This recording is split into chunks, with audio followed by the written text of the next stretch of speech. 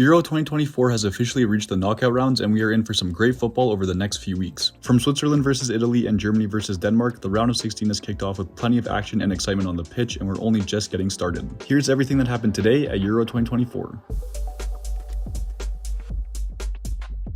The first match of the day would see Switzerland take on Italy in Berlin. Switzerland would dominate possession in the opening frame of this match as they looked to break down the strong Italian backline. Switzerland would continue to take control of this game, and their opening goal would eventually come in the 37th minute. After a beautiful pass from Ruben Vargas, it would find Remo Freuler in the Italian penalty area, who would make no mistake slotting his shots into the bottom left corner, giving Switzerland a deserving 1-0 lead. Switzerland would continue their momentum until the halftime whistle as the Italians went into the break looking dejected and unimpressed. The second half would kick off with the Italians in possession, and not even 30 seconds later, it would be Switzerland who would get their second goal of the match. After a clinical pass from Michel Aubischer, it would be Ruben Vargas who struck the ball beautifully into the top right corner, floating it over the outstretched hand of Donnarumma and giving Switzerland a commanding 2-0 lead in the 46th minute. The rest of the second half would be rather lackluster, as Switzerland would do enough to hold on to their 2-0 lead, giving them a much-deserved win over the reigning champions. It's genuinely hard to explain how bad Italy played in this game, but just by looking at the stats, you can easily tell that it was a very poor display from the Italian side. Regardless of how bad Italy performed, Switzerland played great, and they will go on to face the winner of the England versus Slovakia game in the quarterfinals in 1 week's time.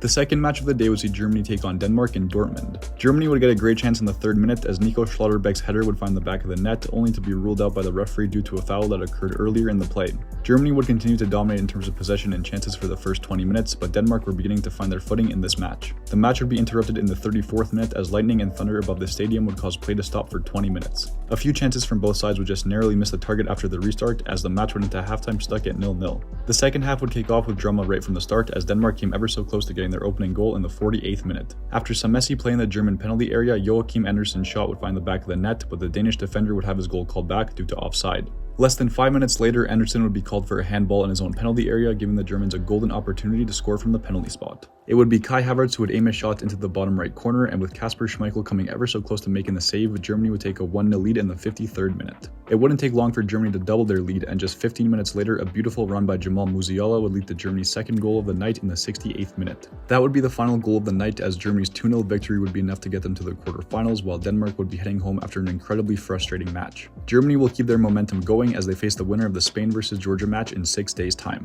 After 2 great matches at Euro 2024, this is how things stand. Italy and Denmark have been eliminated from the tournament, meaning that only 14 teams remain in the competition. But what did you think of the first day of round of 16 matches at Euro 2024? Let me know in the comments below, as well as your predictions for the rest of the tournament. Make sure to leave a like and subscribe to the channel for more football content, tier lists, and everything in between, and as always, I'll catch you next time.